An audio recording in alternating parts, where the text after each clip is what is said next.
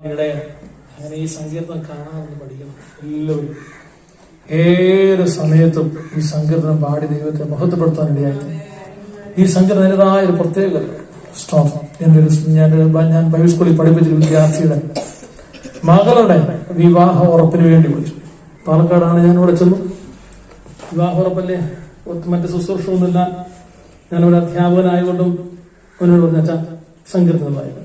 കല്യാണ ഉറപ്പിന് സങ്കീർത്തനം വെച്ചാൽ വേണം വായിക്കും. പ്രബോധിപ്പിക്കാൻ നേരമില്ല, പക്ഷെ വായിക്കും. ഞാൻ സാധാരണ വായിക്കുന്നത് എൻ്റെ ഉള്ളിൽ പ്രകാശിപ്പിച്ചമായ സങ്കീർത്തന ഭാഗം തെരഞ്ഞെടുത്തത്. അവന്ന് പറഞ്ഞ ഏതാ എടുത്തേക്കുന്നേ, ഞാൻ എടുത്തു. അവർക്ക് കൊള്ളാം, നല്ല സങ്കീർത്തനം. പക്ഷെ എനിക്ക് വേണ്ടി, എന്റെ കുടുംബത്തിന് വേണ്ടി അച്ഛൻ വേറൊരു സങ്കീർത്തനം വായിക്കും. ഞാൻ കയറാം. 23-ാം സങ്കീർത്തനം. സ്തോത്രം. അവന്റെ അനുഭവം അട്ടപ്പാടി എന്ന് പറയുന്ന സ്ഥലത്ത്, പാലക്കാട് അട്ടപ്പാടിയിലാണ് ഒരു വീട്. പ്രശ്നങ്ങളുടെ നടുവിലൂടെ കടന്നു പോയ സഹോദരൻ പാടിയെന്ന് ഈ സ്വൈതലിനെ കർത്താവിന് താഴേക്ക് ഇറങ്ങി, ടൗണിലേക്ക് ഇറക്കി ദൈവവചനം പിടിച്ചു. കർത്താവിനെ വിവിധ രാജ്യങ്ങളിൽ അയച്ചു. ദൈവം 3 കുഞ്ഞുങ്ങളെ നൽകി. ആരും പെൺകുഞ്ഞിന്റെ വിവാഹത്തിന് പറയുന്നത് യഹോവ എന്റെ ഇടയനാണ്.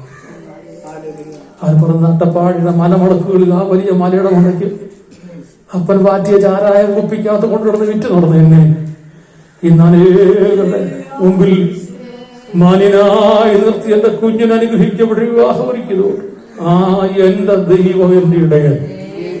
സ്തോത്രം. പറയട്ടെ, സംസാരിക്കാൻ അവസരം ഉണ്ടായില്ല, അതുകൊണ്ടൊന്നും പറയാൻ പറ്റിയെങ്കിലും എന്നെ ഒത്തിരി ചിന്തിപ്പിച്ചു. അതുകൊണ്ട് ഇന്ന് പകൽക്കാലം നമുക്ക് എല്ലാവർക്കും പറയണം, യഹോവ എന്റെ ഇടയനാണ്. ദൈവം ഇടയനാണെന്ന് ദാവീദ് സമ്മതിച്ചപ്പോൾ ദാവീദിന് ലഭിച്ച നന്മകളാണ് താഴത്തെ വാക്യം. ഒന്ന് വായിച്ചു. എന്ത് സംഭവിച്ചു? ദാവീദിന്റെ ഇടയൻ ദൈവമായതുകൊണ്ട് ദാവീദിന് കിട്ടിയ ഒന്നാമത്തെ കാര്യം എന്തുവായിരുന്നു? എനിക്ക് സ്തോത്രം, എനിക്ക് പ്രീസലോ. അങ്ങനെയെങ്കിൽ ദൈവം ഇടയനായി വന്നാൽ എന്തുണ്ടാകില്ല? പ്രീസലോ. ചിലരെ കുറിച്ച് പറഞ്ഞത് അരിക്ക് മുട്ടുണ്ടായാലും അടിക്ക്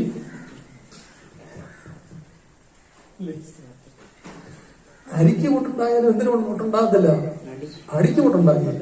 അതല്ല ഇവിടെ പറഞ്ഞത്. ദാവീദ് പറഞ്ഞു, യഹോവ എന്റെ ഇടയനാവോട് എനിക്ക് എന്തുണ്ടാകത്തില്ല, എനിക്ക് മുട്ടുണ്ടാകത്തില്ല. പിന്നെ എന്നിട്ട് എന്ത് ചെയ്യും? എന്നെ പച്ചയായ പുൽപ്പുറങ്ങളിലേക്ക് എന്നെ നടത്തും, കിടത്തും, അവിടെ നടത്തും. സ്തോത്രം. പിന്നെ സ്വസ്ഥതയുള്ള വെള്ളത്തിനരികത്തേക്ക് എന്നെ പുൽപ്പുറത്ത് കിടത്തും, നല്ല വെള്ളത്തിങ്കിലേക്ക് കർത്താവ് ഇടയൻ നടത്തും. പിന്നെ എന്നിട്ടോ പ്രാണനെ തണുപ്പിക്കും. ദൈവം ഇടയനായാലുള്ള ഗുണമിത, ദാവീദ് അനുഭവിച്ച ഗുണമിത. പ്രാണനെ തണുപ്പിച്ചു എന്ന് പറഞ്ഞാൽ ശൗല് ദാവീദിനെ തേടി നടക്കുമ്പോൾ പേടിച്ച് ദാവീദ് ഒരു ഗുഹയ്ക്കകത്ത് കയറി കൊടുത്തു. അവിടെ ഇരുന്നൊന്ന് മയങ്ങി നോക്കിക്കൊണ്ടൊരു ശബ്ദവും കോലാഹലവും നോക്കുമ്പോൾ ആരാ കയറി വരുന്നത്? ദാവീദ് ഇരുന്ന ഗുഹയ്ക്കകത്തോട്ട് ദാവീദിനെ പിടിക്കാനുള്ള ഉള്ളി അകത്തോട്ട് കയറുക. എന്തോ സംഭവിച്ചു കാണും. നമ്മളൊക്കെ ആണെങ്കിൽ അന്നേരം ഹാർട്ട് അറ്റാക്ക് വന്ന് ദാവീദ് പറഞ്ഞു, എന്റെ പ്രാണനെ അവൻ. ഇതുപോലെ പല അവസരങ്ങളിലൂടെ ദാവീദ് പോയപ്പോൾ അവിടെ എല്ലാം ദൈവം പ്രാണനെ തണുപ്പിച്ചു. ദൈവം ഇടയനായതുകൊണ്ട് ദാവീദിന് ലഭിച്ച നന്മയതാണ്. പിന്നെ സ്തോത്രം. എന്നിട്ടോ തിരുനാമ നിമിത്തം എന്നെ നീതിയുടെ പാതയിൽ. അപ്പൊ ദൈവം ഇടയനാണെങ്കിൽ ഏത് പാതയിൽ നടത്തും? നീതിയുടെ പാതയിൽ ദൈവം ഇടയൻ നടത്തും. വിശദീകരിക്കുന്നില്ല, കാരണം ഇതല്ല എന്റെ വിഷയം. ദാവീദ് പറഞ്ഞ നന്മ ദാവീദിന്റെ സാക്ഷ്യമായിരുന്നു. തിരുനാമ നിമിത്തം ഓനെ നീതി പാതയിൽ നടത്തി. പിന്നെ എന്നിട്ടോ കൂരുകൾ താഴ്വരയിൽ കൂടി നടന്നപ്പോൾ അനർത്ഥവും ഭയപ്പെട്ടില്ല. കാര്യമല്ല, കർത്താവ് കൂടെ നടന്നു. ദൈവം വെച്ചാൽ പിന്നെ പറയാം. അപ്പൊ കൂരുകൾ താഴ്വരയിൽ കൂടി നടന്നാലും ഞാനൊരു അനർത്ഥവും ഭയപ്പെടുകയില്ല, ഭയപ്പെട്ടില്ല. കാരണം ഇടയനായ ദൈവം ദാവീദിനെ നടത്തിയപ്പോൾ കൂരിലിന്റെ മറ്റൊരു മരണ നെടിൽ താഴ്വരയിൽ കൂടി കടന്നു പോയപ്പോൾ എന്തുണ്ടായില്ല? ഭയപ്പെട്ടില്ല. സ്തോത്രം. പിന്നെ എന്നിട്ട് അതിന് കാര്യം എന്താ? ദൈവം. അപ്പൊ ഇടയനായ ദൈവം ആരുടെ കൂടെ ഇരുന്നു? ആടായ ദാവീദിന്റെ കൂടെ. സ്തോത്രം. ദാവീദിന്റെ സാക്ഷ്യമായത്, നീ എന്നോട് കൂടെ ഇരുന്നു. എന്നിട്ടോ നിന്റെ വടിയും നിന്റെ കോലും ആശ്വസിച്ചു. ഈ ഇടയന്റെ എന്തോ ഉണ്ട്, വടിയുമുണ്ട്. ഈ ദിവസങ്ങളിൽ ഫേസ്ബുക്കിലും വാട്സാപ്പിലും നടക്കുന്ന ഒരു നിരീക്ഷണമാതിരി പ്രസംഗമുണ്ട്. അയാൾ ചോദിക്കുന്നത്, ദൈവം കോപിച്ചു. എന്നാ പണിയാ? ദൈവം കോപിച്ചെങ്കിൽ നമ്മളും കോപിക്കും. അങ്ങനെയാണെങ്കിൽ ദൈവവും നമ്മൾ വ്യത്യാസം എന്തോ? ദൈവത്തിന് കോപിക്കാമോ? ദൈവത്തിന് കോപിക്കാമോ? ബാലിശമായ ചോദ്യങ്ങൾ കേട്ട് ഇവിടെ പറയുകയാണ്, ദൈവത്തിന്റെ കയ്യിൽ എന്തുണ്ട്? അണയ്ക്കുന്നത് മാത്രമല്ല, നല്ല നീ കൂടെ. സ്തോത്രം, സ്തോത്രം. അവന്റെ വടി, അവന്റെ കോല് എന്നെ. അപ്പൊ അടിച്ചത് എനിക്ക് എന്തായെന്ന് നമുക്കാണല്ലോ. ദാവീദ് പറഞ്ഞു, ദൈവം എന്നെ അടിച്ചത് എനിക്ക് ആശ്വാസമായി ഭവിച്ചു. സന്തോഷമുണ്ടല്ലോ അല്ലെങ്കിൽ പറഞ്ഞാട്ട്, ദൈവം അടിച്ചത് എന്റെ പരാജയം, എന്റെ താഴ്ച, എന്റെ വീഴ്ച, എന്റെ കടം, എന്റെ ഞെരുക്കം, എന്റെ രോഗം, എന്റെ ഭാരം, എന്റെ പ്രതികൂലങ്ങൾ എല്ലാം ദൈവം തന്നത്. അവൻ എന്നെ അടിച്ചത് അതിനായിട്ട് സ്തോത്രം. അവന്റെ വടി എന്നെ ആശ്വസിപ്പിച്ചു. ദൈവത്തിന്റെ വടി, അടിക്കുന്ന അടി എന്തല്ല. പലപ്പോഴും അടി നമുക്ക് പേടിയാ. സ്തോത്രം. അടി കൊള്ളാതിരിക്കാൻ എന്തെല്ലാം പണി ഒപ്പിക്കാമോ അതെല്ലാം നമ്മൾ. പക്ഷെ ദാവീദ്, നിന്റെ അടി എനിക്ക് ആശ്വാസമായി. ദൈവമേ, ദൈവത്തിന്റെ ബാലശിക്ഷ ആശ്വാസമായി ഭവിക്ക വേണം. സ്തോത്രം. ദാവീദ് പറഞ്ഞു, എനിക്ക് നിന്റെ വടി, നിന്റെ കോല് എനിക്ക് എന്ത് പറഞ്ഞു? ആശ്വാസം. കോലെന്ന് നീണ്ടൊരു കമ്പ. അത് ഈ ആടുകൾക്ക് കിട്ടാത്ത ഇലയും ഒക്കെ മൂളിൽ നിന്ന് ഇങ്ങനെ ചായച്ചു കൊടുക്കുകയാണ്. അതെനിക്ക് ആശ്വാസമായിരുന്നു. അടിച്ചത് എനിക്ക് ആശ്വാസമായിരുന്നു. പിന്നെ എന്നിട്ടോ എന്റെ ശത്രുക്കൾ കാണുക. ദാവീദ് ഞായറാഴ്ച സാക്ഷി പറഞ്ഞതാണ്. സ്തോത്രം. നീ എന്റെ ശത്രുക്കൾ കാണുക, എനിക്ക് മേശയൊരുക്കി. ഇത് പകൽക്കാലം അങ്ങനെ എനിക്ക് പറയാൻ പറ്റുമോ? സ്തോത്രം, സ്തോത്രം. ഹല്ലേലൂയ. അടുത്തത്, എന്നിട്ട് എന്റെ തലയെ എണ്ണ കൊണ്ട് അഭിഷേകിച്ചു. ദാവീദ് പറയാ, ദൈവം ഇടയനായാലുള്ള ഗുണം ഇതാണ്. ദൈവം ഇടയനായാലുള്ള മെച്ചം ഇതാണ്. എന്ത് ചെയ്യും? അഭിഷേക തൈലം കൊണ്ട് അവൻ അഭിഷേകം ചെയ്യും. ഹല്ലേലൂയ. സ്തോത്രം, സ്തോത്രം, സ്തോത്രം. തീർന്നില്ല. അടുത്ത വാക്യം, എന്റെ പാനപാത്രവും നിറഞ്ഞ് കവിയുന്നു. അങ്ങനെയുള്ള പറയാണ്, എന്റെ പാനപാത്രം എന്ത് ചെയ്തു? എന്റെ ഹൃദയ സന്തോഷം, എന്റെ ഹൃദയ സന്തോഷം. ഞാൻ ഓർക്കുന്ന രണ്ട് കാര്യങ്ങൾ. ഒന്നൊരു മരണവും ഒരു കല്യാണവും. എന്റെ ചെറിയ പ്രായത്തിൽ ആദ്യത്തെ ഒരു കല്യാണത്തിന് കൂടുന്നത് ഞാൻ ഓർക്കുന്നു. പിന്നെ ഒരു മരണത്തിന് പറയാം. പഴയ കാര്യം ഓർമ്മയുണ്ട്. ഒത്തിരി കല്യാണത്തിന് ഞാൻ ചെറുപ്പത്തിലെ കൊണ്ടുപോയി കാണും. പക്ഷെ ഞാൻ ഓർക്കുന്ന ഒരു കല്യാണം, അതൊരു ബന്ധുക്കൂസുകാരുടെ കല്യാണം. അത് യാത്രക്കാരാണെങ്കിൽ ഭയങ്കര പരിപാടി. കല്യാണം ഓർക്കുന്നത്, അത് കഴിഞ്ഞാൽ സദ്യയും അത് കഴിഞ്ഞുള്ള പരിപാടി എനിക്ക് ഓർക്കാം. എന്നാൽ മരണം ഓർക്കുന്നത് ഒരു നേഴ്സാണ്. അവർക്ക് എന്റെ മുന്നാടപ്പോ എന്റെ കാലത്തിൽ ഒതുങ്ങിയില്ലേ. അതുകൊണ്ട് ആ സ്ത്രീയെ ഞങ്ങൾ പുന്നാടപ്പാന്ന് വിളിക്കുന്നത്. അവര് ഭർത്താവിന്റെ മരണ കിടക്കയിൽ അല്ലെങ്കിൽ ശവത്തിനെടുത്ത് പറയും, എന്റെ മുന്നോടപ്പോ എന്റെ കാലത്തിൽ ഒതുങ്ങിയില്ലേ. ഞാനത് കുറെ നാളിങ്ങനെ പാടിക്കൊണ്ടു. അവസാനം നമ്മൾ ചോദിച്ചു, നീ എന്തോടെ പാടുന്നു? അമ്മ, മറ്റേ ആന്റി, അമ്മാമ്മ ഇങ്ങനെ പറഞ്ഞിരുന്നു. ഞാൻ ഇത് എന്താ അർത്ഥം എന്ന് പറഞ്ഞാൽ, ഭർത്താവ് ഉണ്ടായിട്ടും 3-4 മക്കളുണ്ടായിരുന്നു. ഒന്ന് മരത്തെ കൂടെ പോയി, ഒന്ന് പാടത്തൂടെ പോയി, ഒന്ന് തെക്കോട്ടും വടക്കോട്ടും ഒക്കെ. ഒന്നും തന്റെ കാലത്തിനകത്തിരുന്നില്ല, തന്നോടൊപ്പം ഇരുന്നില്ല. ഹല്ലേലൂയ. മരണസമയത്ത് ഭർത്താവിന് സമയത്ത് ഹൃദയം നിറഞ്ഞ് കവിഞ്ഞതല്ല, ഹൃദയത്തിൽ നിലവിളിയാണ്. ഒന്നും എന്റെ കാലത്തിൽ ഒതുങ്ങിയില്ല. ഹല്ലേലൂയ. ദൈവം ഇതിലെ നീ ഇടയനായ കർത്താവിന്റെ ആടാണെങ്കിൽ, ഇടയനായ കർത്താവിന്റെ ആടാണെങ്കിൽ നല്ല മനസ്സോട് പറയാൻ സാധിക്കും, എന്റെ ഹൃദയം എന്ത് കഴിയും? നിറഞ്ഞ് സ്തോത്രം, സ്തോത്രം, സ്തോത്രം. എന്ന് പകൽക്കാലം കർത്താവാണ് ഇടയനെങ്കിൽ, ഹല്ലേലൂയ, ഹല്ലേലൂയ, സ്തോത്രം. ഹൃദയം എന്ത് ചെയ്യും? ഹൃദയം നിറഞ്ഞ് കവിയുവാതെ ഇടയായിത്തീരും.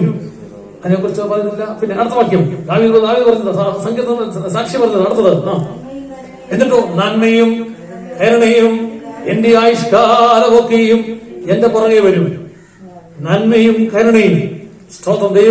യഹോവയായ ദൈവം ഇടയനാകുന്നുവെങ്കിൽ നന്മയും കരുണയും. നമ്മുടെ ഇന്നലത്തെ നമ്മുടെ വാട്സപ്പിനുള്ളവർക്ക് ഇന്നലെ രാത്രിയിലെ ഒരു ഒരു ഒരു വാട്സപ്പ് വീഡിയോ നിങ്ങൾ കണ്ടായിരുന്നു?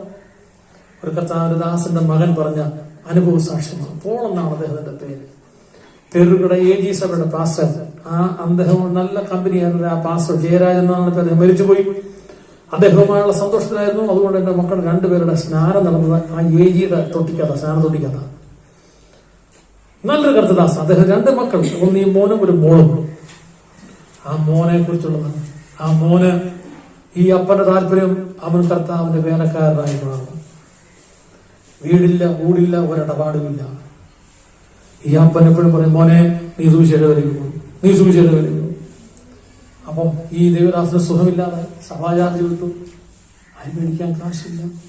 അങ്ങനെ ഈ കൊച്ചൻ പ്ലാമോട് ഉള്ളതായ ജീസസ് കോൾസ് എന്ന് പറഞ്ഞൊരു ഓഫീസിൽ, ഓഫീസ്, അതിനകത്ത് ജോലിക്കാരനായി. ഒരു ദിവസം 60 രൂപ ശമ്പളം. പഠിത്തം കളഞ്ഞേച്ച് പുള്ളി പിന്നെ പണിക്ക് പോയി. മാസം തോറും ശമ്പളം കിട്ടുന്നവൻ 2 ദിവസം 3 ദിവസം കഴിഞ്ഞപ്പോൾ ശമ്പളം മേടിച്ചു തുടങ്ങി. അവിടുത്തെ ആളുകൾ നിനക്കണ്ട, ഈ ശമ്പളം ഉണ്ടെങ്കിലേ വീട് കഴിയത്തുള്ളൂ. അങ്ങനെ ഞെരുക്കവും കഷ്ടവും പ്രയാസവും പട്ടിയുടെ അങ്ങേ അറ്റത്തിരിക്കാൻ പറയാം, മോനെ നിന്നെ ഒരു ക്രിസ്തീയ സ്ഥാപനത്തില് അവിടെ ജോലി ചെയ്യാനല്ല ഞാനും ദൈവവും ആഗ്രഹിക്കുന്നു. അതുകൊണ്ട് നീ ഇത് വിട്ടേച്ച് ബൈബിൾ സ്കൂളിൽ പോകണം. അപ്പാ ഈ 60 രൂപ പോയാൽ അമ്മയ്ക്ക് സുഖമില്ല, ഹാർട്ട് പേഷ്യന്റ് ആണ്, അപ്പന് സുഖമില്ല, ഞാനെന്തോ ചെയ്യും? നീ ഒന്നും ചെയ്യണ്ട, നീ പോടാം. ഈ അപ്പനിൽ നിന്ന് ബാംഗ്ലൂരിൽ SABC എന്ന് പറഞ്ഞ Bible, southern Asia Bible college, എനിക്ക് അവിടെ പഠിക്കാൻ ആഗ്രഹം ഉണ്ടാകാൻ പറ്റില്ല. ആ ബൈബിൾ സ്കൂളിലേക്ക് അഡ്മിഷൻ എടുത്തു.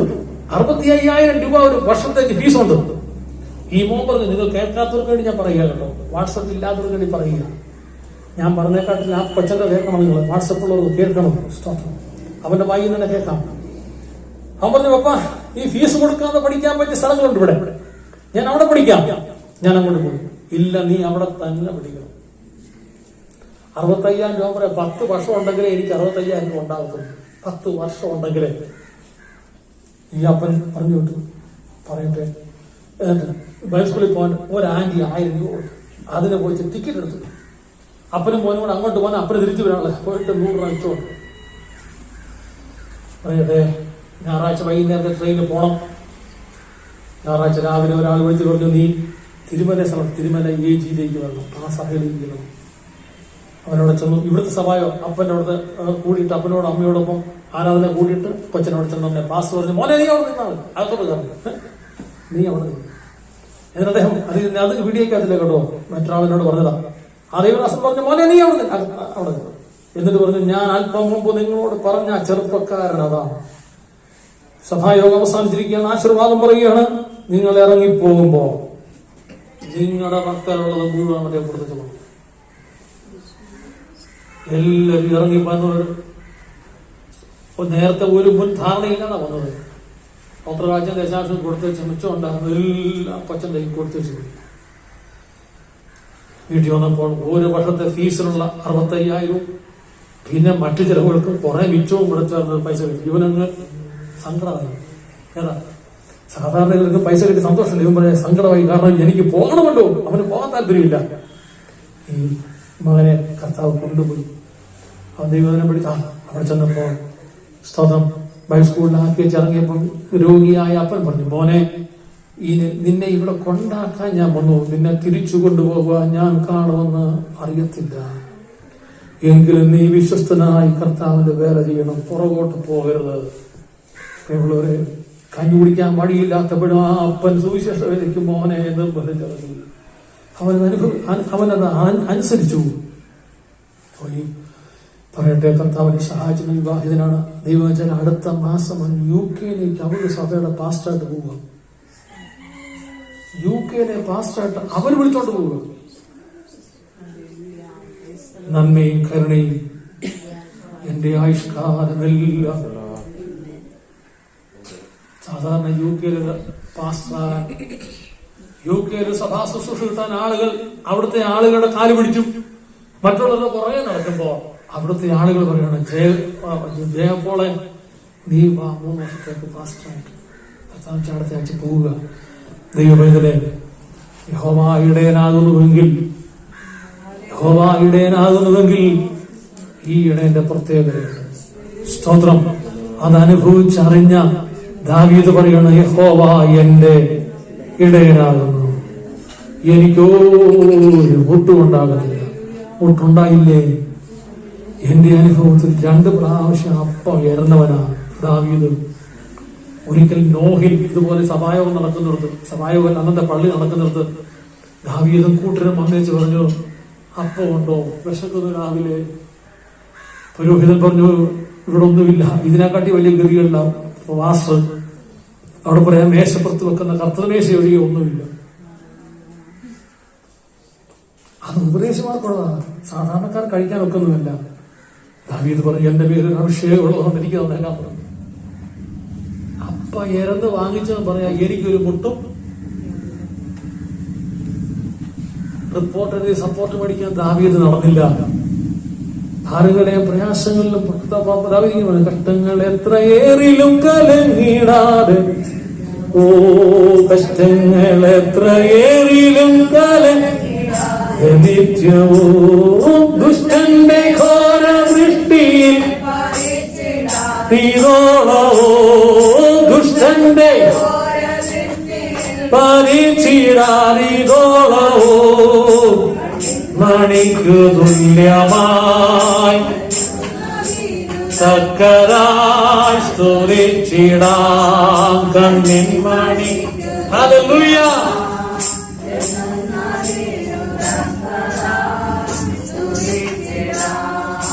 നന്ദരംഗമേ അവന്റെ നന്മകൾ മറപ്പോ, നന്ദരംഗം ഹല്ലേലൂയ മറപ്പോ, എന്നുള്ളമേ സ്തുതിക്കാൻ നിരന്തരോ, എന്നുള്ളമേ സ്തുതിക്കാൻ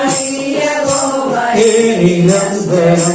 മുട്ടുണ്ടായില്ലെന്ന് പറഞ്ഞ ദാവീദിന് 2 പ്രാവശ്യം മുട്ടുണ്ടായതായിട്ട് പുസ്തകത്തിൽ എഴുതിയിട്ടുണ്ട്. പാസ്റ്ററോട് ചോദിച്ചു, എനിക്ക് പൈസ, എനിക്ക് ആഹാരം തരണമേ. അദ്ദേഹം കൊടുത്തു. അടുത്തത് വേറൊരു വീട്ടിൽ വലിയൊരു വിരുന്ന് നടക്കുക, ആടുകളുടെ രോമം കത്തിരിക്കുന്ന ദിവസം. ദാവീദ് തന്റെ വേല കൂടുള്ള സഭയെ അയച്ചു പറഞ്ഞു, നിങ്ങൾ അവിടെ ചെല്ല, മനുഷ്യനോട് പറ, നാബാലിനോട് പറ, വന്ദനം പറ, പ്രൈസറോട് പറഞ്ഞേച്ച് പറ, നിന്റെ ദാസൻ ദാവീദിന് കൂടുള്ളവർക്ക് പട്ടിണിയാ, വനം തരണേ. എന്നോടാണ് പോകും. അഭിഷേകം പ്രാപിച്ചവൻ, സ്തോത്രം, മുട്ടുണ്ടാകത്തില്ലെന്ന് വിളിച്ചു പറഞ്ഞ് ദാവീദ് പറയായി എന്ത് ചെയ്യുന്നു? ആഹാരം മേടിക്കാൻ പോയി. ഇതിന് മുമ്പാണോ പിമ്പാണോ ഏതായാലും 2 പ്രാവശ്യം ആഹാരത്തിന് മുട്ട് വന്നായിട്ട് പുസ്തകത്തിൽ എഴുതിയിട്ടുണ്ട്. അങ്ങനെ പലപ്പോഴും. എന്നാലും ദാവീദ് പറയാ, എനിക്കൊരു മുട്ടും. സ്തോത്രം, സ്തോത്രം, സ്തോത്രം. ഞാനിങ്ങനെ പട്ടിണി കിടന്ന് ചത്തുപോകുന്നാണ് പറഞ്ഞത്. ഞാനിങ്ങനെ കടം കയറി നശിച്ചു പോകുന്നാണ് പറഞ്ഞത്. എനിക്ക് ഗതി പിടിക്കുകയെന്നാണ് പറഞ്ഞത്. സ്തോത്രം, നിനക്ക് ഗതി പിടിക്കുകയെന്നാണ് പറഞ്ഞത്. അല്ലെന്നേ, അവർ എനിക്ക് മുട്ട്. സ്തോത്രം, എനിക്ക് മുട്ട്. അത് വെച്ചാ ഒരിക്കലും പാട്ടുണ്ടല്ലോ, ഇങ്ങനെ എന്റെ ആഹാരം അതെ, അത് എന്റെ വീട്ടിൽ ആഹാരം യുഗില്ല,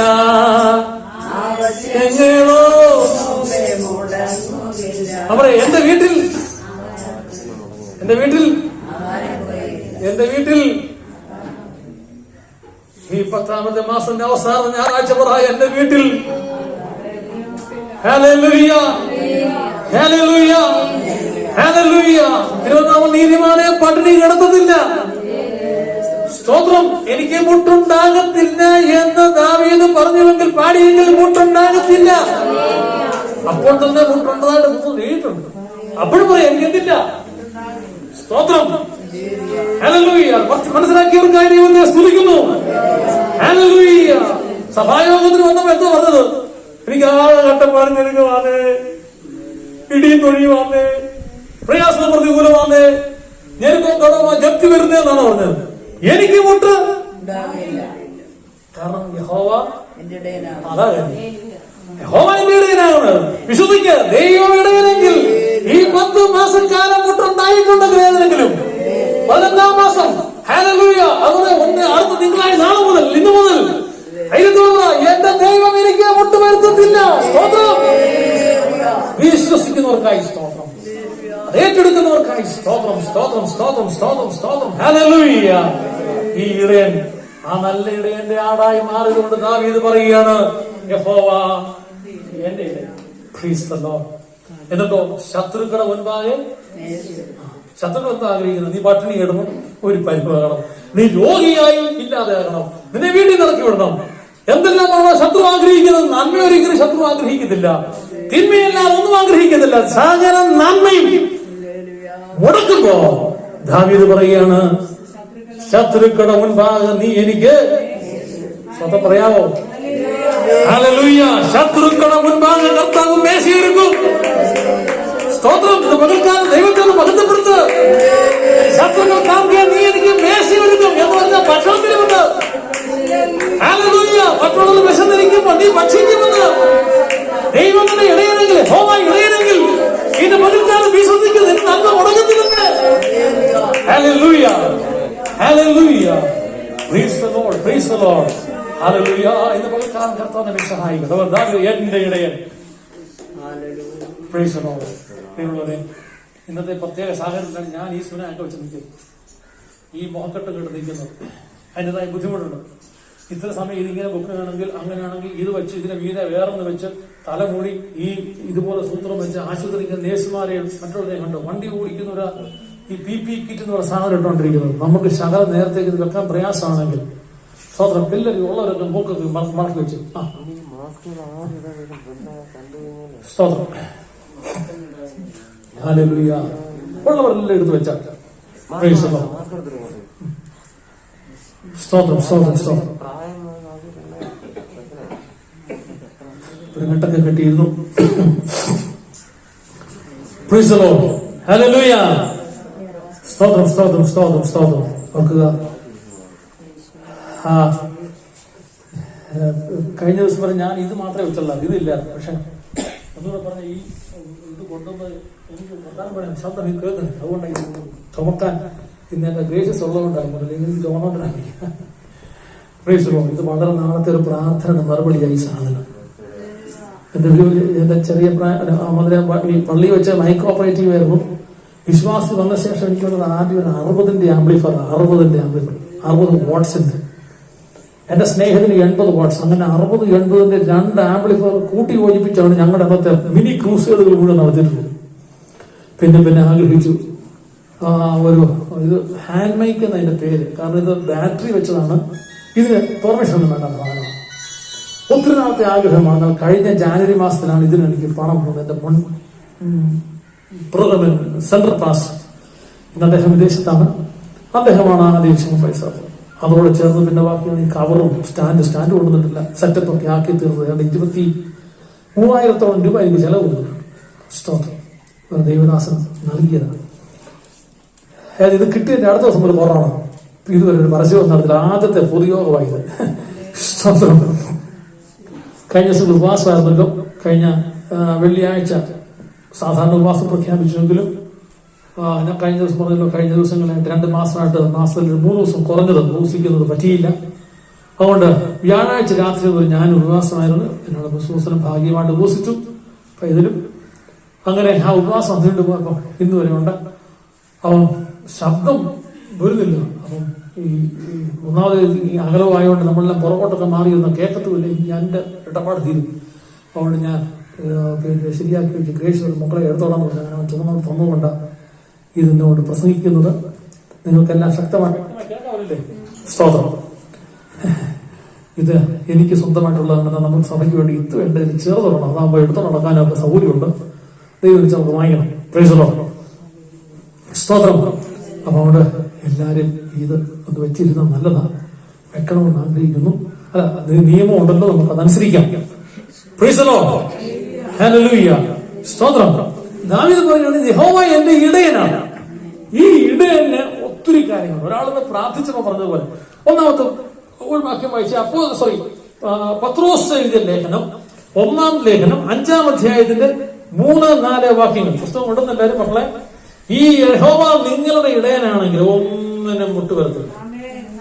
ഞാനീ പറഞ്ഞ പാസ്റ്റർ വീട്ടിൽ അരി മേടിക്കാൻ നിവർത്തിയില്ല എങ്കിൽ ദൈവം മുട്ടിച്ചില്ല, സംഗതി അനുഗ്രഹമാക്കി തീർത്തുവെങ്കിൽ ആ ഇടയനുമായി വ്യക്തിപരമായ ബന്ധം സ്തോത്രം ഇന്ന് പകൽക്കാലം ഉണ്ടാകണം. നോക്കി നമ്മുടെ കർത്താവിനെ കുറിച്ച് ഈ ഇടയനെ കുറിച്ചുള്ള പ്രത്യേകത വായിച്ചേ.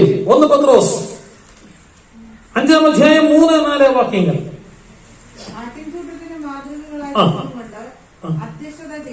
ദൈവദാസന്മാരോട് പറയുകയാണ്, കാരണം ദൈവദാസന്മാരാണ് ഇടയന്മാർ. അവരോട് പറയുകയാണ്, നിങ്ങൾ എങ്ങനെ ആയിരിക്കണം? ആട്ടിൻ കൂട്ടങ്ങൾക്ക് മാതൃകയുള്ളതാണ് ഇടയന്മാർ. അത് പിന്നെ ഇപ്പോഴത്തെ അടുത്ത വാക്യം വായിച്ചോട്ടെ. എന്നാൽ ഇടയ ശ്രേഷ്ഠൻ വരും. ആര് വരും? ഇടയ ശ്രേഷ്ഠൻ. എല്ലാ ചിലടത്തൊക്കെ സമുദായങ്ങളിലുണ്ട് ഇടയ ശ്രേഷ്ഠൻ, മഹാ ഇടയർ എന്നൊക്കെ പത്രത്തിൽ വരാറുണ്ട്. അവർ മരിച്ചു പോകുമ്പോൾ, മരിക്കല്ല കാലം ചെയ്യുമ്പോ. ഇടയ ശ്രേഷ്ഠൻ പദവി ഒറ്റ ഉപദേശമാർക്കില്ല, സെൻട്രൽ പാസ്റ്ററില്ല, ഒരു പ്രസിഡന്റിനും ഇല്ല. ഇടയ ശ്രേഷ്ഠൻ സ്വർഗത്തിലെ ദൈവം മാത്രമാണ്. അത് പ്രസ്ബിറ്റർ ആ ഭാഗം ഏറ്റെടുത്താലും സൂപ്പറുണ്ടോ ഓവർസിയറോ അവർക്ക് പറയുന്നത് ഞാൻ ശ്രേഷ്ഠ ഇടയെന്ന് പറയുന്നതിൽ തെറ്റാണ്. ഒരു മനുഷ്യൻ ശ്രേഷ്ഠ ഇടയനല്ല, അവൻ ഇടയനാണ്. എന്നാൽ ശ്രേഷ്ഠനായ ഒരു ഇടയനുണ്ട്. ആ ഇടയൻ എന്ത് ചെയ്യുന്നുണ്ട്? വരും. ആമേൻ, സ്തോത്രം. ആ ഇടയന്റെ ആടായിരുന്നു ദാവീദ്. ഏതിടയന്റെയാ? ശ്രേഷ്ഠനായ ഇടയൻ. ആ ഇടയൻ അങ്ങനെ ശ്രേഷ്ഠനായ ഒരു ഇടയനായതുകൊണ്ടാണ് ദാവീദ് ഇത്രയും കാര്യം അവകാശപ്പെട്ടത്. ആ ഇടയൻ എനിക്ക് എന്ത് വേണ്ടി എന്ത് ചെയ്യുന്നു? അല്ല ഇടയൻ എനിക്ക് എന്ത് ചെയ്യുന്നു? എനിക്ക് മുട്ടുണ്ടാകത്തില്ല. പച്ചയായ പുൽപ്പുറങ്ങളിൽ സാധാരണ പുല്ല് തിന്നുക, തിന്നടത്ത് കിടക്കണമെങ്കിൽ എന്തോരം കഴിച്ച സ്തോത്രം, ഹല്ലേലൂയ എന്ന് പറഞ്ഞ സമൃദ്ധിയുടെ അനുഭവത്തിലേക്ക് ദൈവം നടത്തുമെന്ന്. സ്തോത്രം. ഈ ഇടയൻ ശ്രേഷ്ഠ ഇടയനാണ് ചെയ്യുന്നത്. ആ ഇടയൻ എന്ത് ചെയ്യും? അപ്പൊ ഒന്ന് നമ്മുടെ ഇടയൻ ആരാണ്? ശ്രേഷ്ഠ ഇടയൻ. അതുകൊണ്ട് കർത്താവിന് ഞങ്ങളുടെ ശ്രേഷ്ഠ ഇടയെന്ന് ആരുടെയും യാത്ര ചെയ്യുമ്പോൾ കയറി പറഞ്ഞു കളയരുത്. ഞങ്ങളുടെ ശ്രേഷ്ഠ ഇടയൻ ഞങ്ങൾക്ക് ഇത്രയും നാളെ ശുശ്രൂഷ ചെയ്തു, ഇപ്പം വേറെ സ്ഥലത്തേക്ക് പോവുകയാണ്, അവിടെ ദൈവം ഉപയോഗിക്കണമെന്ന് പറഞ്ഞത്. കാരണം ഭൂമിയിലെ മനുഷ്യരാരും ശ്രേഷ്ഠ ഇടയന്മാരല്ല, അത് കർത്താവാണ്. സ്തോത്രം. ഈ ഇടയന്റെ പ്രത്യേകത യോഹന്നാൻ സുവിശേഷം 10-ാം അധ്യായം, ഹല്ലേലൂയ, സ്തോത്രം, അതിന്റെ 11-ാമത്തെ വാക്യം വായിച്ച്. യോഹന്നാന്റെ സുവിശേഷം 10-ാം അധ്യായത്തിന്റെ 11-ാമത്തെ വാക്യം. ഇടയൻ ആരുടെ പുറകെ പോകുന്നു അറിഞ്ഞേച്ച് വേണം പുറകെ പോകാൻ. ഞാൻ നല്ല ഇടയനാകുന്നു. നല്ല ഇടയൻ ആടുകൾക്ക് വേണ്ടി തന്റെ ജീവനെ കൊടുക്കുന്നു. സ്തോത്രം. ഈ ഇടയന്റെ പ്രത്യേകത എന്താ? ഈ ഇടയൻ ഒരിക്കലും ആടുകളെ മരണത്തിന് വേണ്ടി നഷ്ടത്തിന് വേണ്ടി ഏൽപ്പിച്ചു കൊടുക്കത്തില്ല. അതിന് മുമ്പിൽ നിന്നോളും. പണ്ട് പത്രത്തിൽ ഒരു പടം വന്നു, യൂണിവേഴ്സിറ്റി കോളേജിന് മുമ്പിൽ പിള്ളേരുടെ സമരം. അന്ന് ഈ ഷീൽഡ് എന്ന സൂത്രം ഒന്നും ആയിട്ടില്ല. ഏത് വന്നാൽ നിന്ന് കൊള്ളുകല്ലാതെ വേറെ മാർഗമൊന്നും. യൂണിവേഴ്സിറ്റി കോളേജിനകത്തുനിന്ന് പിള്ളേർ കല്ലും കൊട്ടയും വാരി എറിയുമ്പോ ഏറ് വന്നെ പോലീസുകാർ കൊടുക്കുക. അതിനകത്ത് പത്രക്കാരെടുത്ത പടം ഇതായിരുന്നു. ഓ രസയി വേറൊരു പോലീസുകാരനെ പിടിച്ച് മുമ്പിൽ നിന്ന് ചേട്ട പറയുക. ഒരു മേലുദ്യോഗസ്ഥന്റെ തെണ്ടയ്ക്ക് ഏറ് വരാതിരിക്കാൻ വേണ്ടി പാവപ്പെട്ട പോലീസുകാരനെ മറയാക്കി നിർത്തി പുള്ളി പുറകെ നിൽക്കുക. ശരിക്കും എങ്ങനെയായിരുന്നു നിൽക്കേണ്ടിയേ? തന്റെ കീഴുദ്യോഗസ്ഥർ കേടുവരാതെ ആ മുതിർന്ന ഉദ്യോഗസ്ഥൻ അദ്ദേഹത്തെ പ്രൊട്ടക്ട് ചെയ്യുന്ന പകരം അദ്ദേഹത്തെ പ്രൊട്ടക്ഷനാക്കി മാറ്റി. സ്തോത്രം. എന്നാൽ നല്ല കർത്താവ് പറയുന്നു, നീ മരിക്കേണ്ട സ്ഥാനത്ത് ഞാൻ മരിക്കും. Hallelujah, hallelujah. മരണത്തിന് കർത്താവ് അങ്ങനെ ഏൽപ്പിച്ചു കൊടുക്കുന്നില്ല. അവിടെ കർത്താവ് ഞാൻ നല്ല ഇടയനാകുന്നു. ഈ നല്ല ഇടയൻ എന്ത് ചെയ്യും? ആടുകൾക്ക് വേണ്ടി ജീവൻ കൊടുക്കും. അതുകൊണ്ടാണ് പലപ്പോഴും കർത്താവ് നമുക്ക് ജീവൻ നൽകി വീണ്ടെടുത്തത്. അപകടത്തിൽപ്പെട്ടപ്പോൾ, അനർത്ഥത്തിൽപ്പെട്ടപ്പോൾ, കുരുത്തക്കേടിപ്പെട്ടപ്പോൾ, ഹല്ലേലൂയ, സ്തോത്രം, രക്ഷപ്പെടുകയെന്ന് കരുതിയപ്പോൾ വെടിവെച്ച ദൈവം ഈ ഇടയൻ നല്ലവനായതുകൊണ്ടാ. ദുഷ്ടനായിരുന്നെങ്കിലും സ്തോത്രം. ഒരിക്കലും കൊച്ചൻ ഓടി വീണ കൊച്ച് ഇത് വലിച്ചോ ഒന്നും അപ്പനാന്ന് അമ്മയെന്നല്ല, ഒരാളെ പിടിച്ച് 4 വീക്കൂടെ കൊടുത്തു. ചെറുക്കൻ വീഴുകയും ചെയ്തു, അടിയും കിട്ടി. സ്തോത്രം. നല്ല ഇടയൻ എന്ത് ചെയ്യുന്നു? നല്ല ഇടയൻ എന്ത് ചെയ്യുന്നു പറയാൻ നമുക്ക് വേണ്ടി ജീവനെ തരുന്നു. യേശു കർത്താവ് ഞാൻ നല്ല ഇടയൻ. അതുകൊണ്ടാണ് ദാവീദ് കർത്താവിനെ ഇടയനായിട്ട് സ്വീകരിച്ചത്. ഇനി അതിന്റെ 1-2 വാക്യങ്ങൾ വായിച്ച ഈ ഇടയന്റെ പ്രത്യേകത, ഒരാൾ കർത്താവിന് ഇടയന്റെ പുറകെ പോകണമെങ്കിൽ സ്തോത്രം, ഈ ഇടയൻ നമുക്ക് വേണ്ടി എന്ത് ചെയ്യും? അത് മറ്റുള്ളവരെ ഭാരപ്പെടുത്തുന്ന, വീട്ടുകാർക്ക് തൊന്തരവ് വരുത്തുന്ന ഒന്നല്ല, ജീവിതത്തിൽ പ്രയാസം വരുത്തുന്ന ഒന്നല്ല. ഹല്ലേലൂയ, സ്തോത്രം. വായിച്ചേ 1-ാം വാക്യവും 2-ാമത്തെ വാക്യവും യോഹന്നാൻ സുവിശേഷം 10:1-2. നിങ്ങളോട് പറയുന്നു, തൊഴുത്തിൽ വസിക്കുന്ന വാതിലൂടെ കടക്കാതെ വേറെ വഴിയായി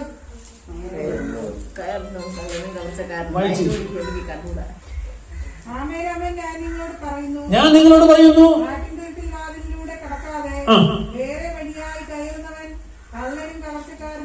കള്ള ഇടയന്മാരുള്ളത്.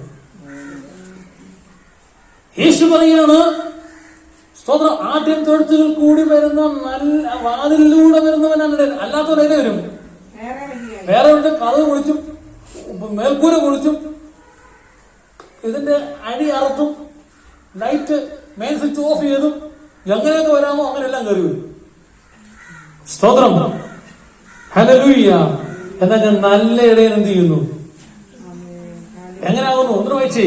ദാവീദ് ആട്ടിൻ തൊഴുത്തിന്റെ വാതിലൂടെ കടക്കാതെ വേറെ വഴിയിലൂടെ വരുന്നവൻ കള്ളനാണ്, അവൻ കള്ളനും കവർച്ചക്കാരനുമാണ്. സ്തോത്രം. വാതിലൂടെ കടക്കുന്നവൻ ആടുകളുടെ ഇടയനാണ്. ആട്ടിൻ തൊഴുത്തിന്റെ വാതിലൂടെ കടക്കാതെ വേറെ വഴിക്ക് വരുന്ന ഇടയന്റെ പുറകെ പോയാൽ എന്തോ സംഭവിക്കും? കഷ്ടവും നഷ്ടവും പ്രയാസവും ഒക്കെ സംഭവിക്കും. അതുകൊണ്ടാണ് ആ മോവാബ്യ സ്ത്രീയായ രൂത്ത്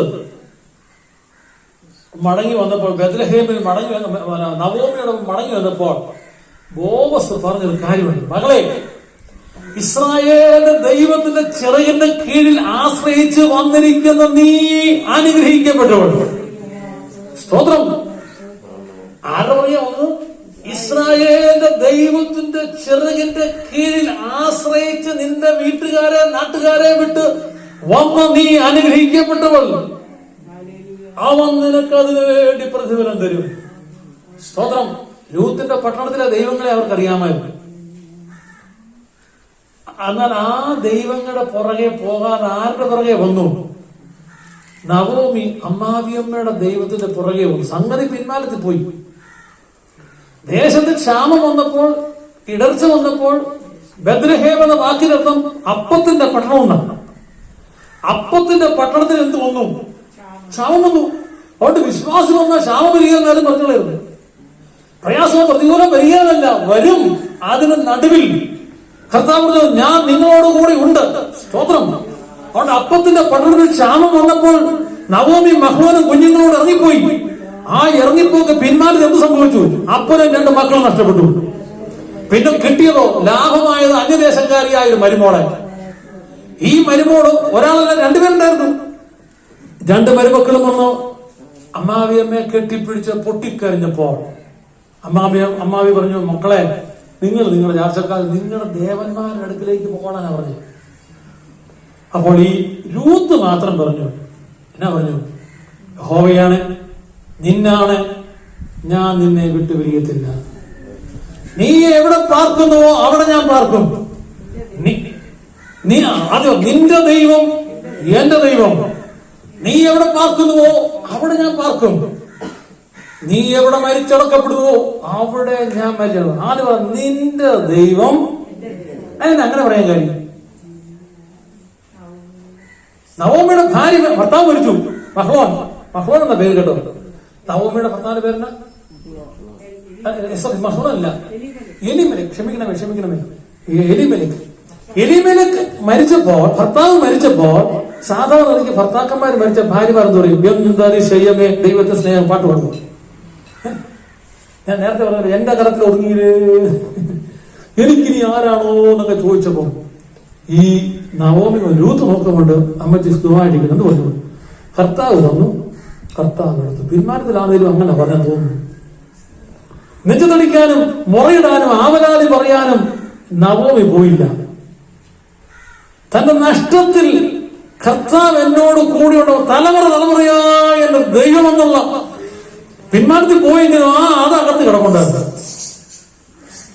അത് കഴിഞ്ഞ് മൂത്ത മകൻ മരിച്ചപ്പോഴും ഈ അമ്മയ്ക്ക് പറയാം, കർത്താവ് തന്നു, കർത്താവ് എടുത്തു, ഇത്രയും നാൾ ഇവനെ വളർത്താൻ ഒത്തല്ലോ, കല്യാണം കഴിച്ച് കാണാനിടയായല്ലോ, ദൈവത്തിന് സ്തോത്രം. അടുത്ത മോനും മരിച്ചു. അന്നേരം ഇത് തന്നെ പറഞ്ഞു. ഇത് ഈ രൂത്ത് ശ്രദ്ധിച്ചുകൊണ്ടിരിക്കുക.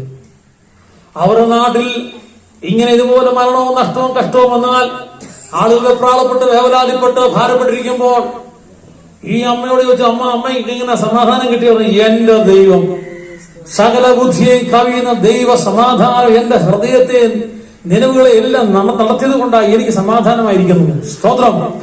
അതുകൊണ്ട് രൂത്ത് പറഞ്ഞു, നിന്റെ ദൈവം ഇത്രയും നാൾ എന്റെ അപ്പന്റെ അമ്മയുടെ ദൈവം എനിക്കുണ്ടായിരുന്നു. പക്ഷെ ചില കഷ്ടങ്ങൾ എന്റെ അമ്മായിയപ്പന്റെ, എന്റെ ഭർത്താവിന്റെയും ജ്യേഷ്ഠന്റെ മരണത്തിന് എനിക്ക് കാര്യം മനസ്സിലായി. അമ്മായിയപ്പനും ഭർത്താക്കന്മാരും അല്ല കാര്യം, മറക്കാൻ അപ്പുറത്ത് ദൈവമുണ്ട്. അതുകൊണ്ട് നിന്റെ ദൈവം എന്റെ ദൈവം. സ്തോത്രം. ഹല്ലേലൂയ. ഇവിടെ നമ്മൾ അങ്ങനെ വായിച്ചത്, ആട്ടിൻ തൊഴുത്തിൽ കൂടെ വരുന്നൊരു നല്ല ഇടയനുണ്ട്. ആ ഇടയന്റെ പുറകെ വന്നാൽ എന്തുണ്ടാകുകയില്ല, കവർച്ചക്കാരന്റെ കയ്യിൽ ഏൽപ്പിക്കത്തില്ല. സ്തോത്രം. അത് മനസ്സിലായി. ഒന്ന് വായിച്ചു, ഒന്ന് വായിച്ച്. വാതിലൂടെ കടക്കുന്നവൻ ആടുകളുടെ ഇടയനാകുന്നു, അവന് വാതിൽ കാവൽക്കാരൻ. ആടുകൾ അവന്റെ ശബ്ദം കേൾക്കുന്നു. സ്തോത്രം. ഈ ആടുകൾക്ക് ഒരു പ്രത്യേകതയുണ്ട്, ഈ ഇടയനൊരു പ്രത്യേകതയുണ്ട്. എന്താ പ്രത്യേകത? ആടുകൾ അവന്റെ ശബ്ദം കേൾക്കുന്നു. ആടുകളെ എന്ത് ചെയ്യുന്നു? പേര് ചൊല്ലി വിളിക്കും. സ്തോത്രം. നിങ്ങളെ കർത്താവ് അങ്ങനെ പേര് ചൊല്ലി വിളിച്ചിട്ടുണ്ടോ? എന്നെ പല പ്രാവശ്യം വിളിച്ചിട്ടുണ്ട്. സ്തോത്രം. ഈ ഇടയന്റെ പ്രത്യേകത എനിക്ക് ഇപ്പോഴും സജിത്തേതാ സജിനേതാണ് വ്യത്യാസം. രണ്ടും ഉണ്ടെന്നറിയാം. പക്ഷെ സജിത്തെ തപ്പിയത് ചേർന്നു. ഈ തപ്പിയത് എന്റെ തപ്പിയത് ആർക്കില്ല. സ്തോത്രമാണ്. സജിനേതാ സജിത്തേതാ നീ ഏതാ ഉറക്കത്തിൽ കർത്താവിനറിയാം. അവൻ എന്ത് ചെയ്യുന്നു? പേര് ചൊല്ലി വിളിക്കും. വിളിച്ച് പുറത്തു കൊണ്ടുപോകും.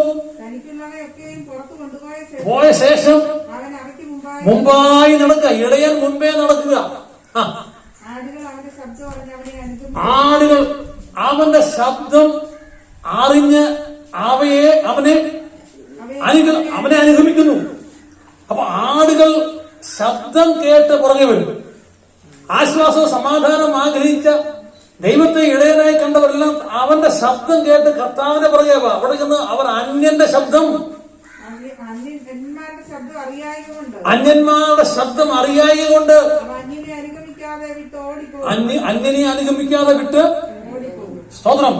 യഹോവയായ ദൈവമാണ് ഇടയനെങ്കിൽ വേറൊരു ഇടയൻ വന്നേച്ച് മറ്റെന്തെങ്കിലും പച്ചപ്പുൽ മാലി കാണിച്ച് സ്വാധീനിച്ചാൽ വിളിച്ചോണ്ട് പോയാൽ ശരിയായ ആട് പോകത്തില്ല. കാരണം ആരെന്നറിയാം?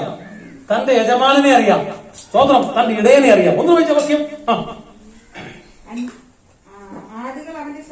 ആടുകൾ അവന്റെ ശബ്ദം അനുഗമിക്കുന്നു. സ്തോത്രം. നോക്കണമേ. അപ്പൊ ഇടയനാര ആരുടെ പുറകെ പോകണം സന്ദേഹിക്കുന്നവർക്ക് ഒരു തോത് വായിച്ചേ. അപ്പോസ്തലപ്രവൃത്തിയുടെ പുസ്തകം അതിന്റെ 5-ാം അധ്യായം 36 മുതൽ വായിച്ചേ.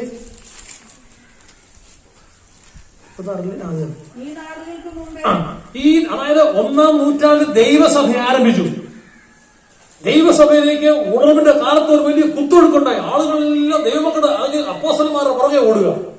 ജനം രക്ഷിക്കപ്പെടുന്നു, സ്നാനപ്പെടുന്നു, ആത്മാവിനെ ആത്മാവിക്കുന്നു, ദൈവം പ്രാപിക്കുന്നു. ഇങ്ങനെ വലിയ ദൈവപ്രവൃത്തി കണ്ടപ്പോൾ ഇതിനെതിരെ ഒരു കൂട്ടം ആളുകൾ, അന്നത്തെ പൈശാചിക ശക്തി, നാമധേയ ശക്തികൾ, പള്ളി ശക്തികൾ എല്ലാം എഴുന്നേറ്റിട്ട് ദൈവദാസന്മാരെ വിസ്തരിക്കാൻ വേണ്ടി വിളിച്ചു. അവരെ അടിപ്പിക്കാനും ഇല്ലാതാക്കാനും നോക്കുമ്പോൾ അതിനകത്തുനിന്ന് ഒരാളെ എഴുന്നേറ്റ് പറയുകയാണ്. ഇനി വായിച്ചേ. അതിനകത്തൊക്കെ വായിച്ചാൽ അപ്പോഴാണ് പിന്നെ അതാരാ? ഇസ്രായേൽ പുരുഷന്മാരെ, ഈ മനുഷ്യരുടെ കാര്യത്തിൽ നിങ്ങൾ എന്ത് ചെയ്യുവാൻ പോകുന്നുവെന്ന് സൂക്ഷിച്ചുകൊള്ളുവിൻ. സൂക്ഷിക്കണം. പിന്നെ ഈ നാളുകൾക്ക് മുമ്പേ ചില നാളുകൾക്ക് മുമ്പ് തദാസ് എന്നവൻ എഴുന്നേറ്റ് താൻ മഹാൻ എന്ന് നടിച്ചു. ഏകദേശം 400 പുരുഷന്മാർ അവനോട് ചേർന്നുകൂടി. എങ്കിലും അവൻ നശിക്കുകയും അവനെ അനുസരിച്ചവർ എല്ലാവരും ചിന്നി ഒന്നുമില്ലാതാകുകയും ചെയ്തു. ഇത് മനസ്സിലായോ? പുതിയ നിയമസഭ ദേശത്ത് ആരംഭിച്ച് ശക്തിയായി ഉണർന്നു നിൽക്കുന്ന സമയത്ത് ആളുകൾ ഓടിക്കൂടുന്ന കണ്ടപ്പോൾ എതിരെ നിന്നവരുടെ മധ്യത്തിൽ നിന്ന് അവരെ നിഗ്രഹിക്കാനും അവർക്കെതിരെ നിൽക്കാൻ തുടങ്ങിയപ്പോൾ അതിനകത്ത് ഒരാൾ പറയുകയാണ്, ഇതാരെ പറഞ്ഞത്? അല്ല, തൊട്ടുമുകളിൽ വാക്യമുണ്ട്, പള്ളി പ്രമാണിയായ ഗമാലിയേൽ. പരീക്ഷന് പള്ളി പ്രമാണിയുമായ അല്ലെങ്കിൽ അന്നത്തെ വലിയ യൂണിവേഴ്സിറ്റിയുടെ തലവനായിരുന്ന ഗമാലിയേൽ, ധർമ്മത്തിന്റെ ഉപദേഷ്ടാവായ ഗമാലിയേൽ എന്ന പുരുഷൻ എന്ന് പറഞ്ഞ അന്നത്തെ യൂണിവേഴ്സിറ്റിയുടെ ചാൻസലറായിരുന്നു, വൈസ് ചാൻസലർ. അവിടെയാണ് ഗമാലിയന്റെ പാർലമെന്റ് ഞാൻ പഠിച്ചു എന്ന് പൗലോസ് പറയുന്നത്.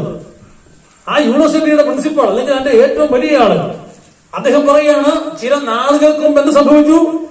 തദാസ് എന്ന് പറഞ്ഞോർത്തൻ എഴുന്നേറ്റ് നടിച്ച് 400 പേരെ കൂട്ടി. നമ്മളെല്ലാവരും എത്ര പേരുണ്ട്?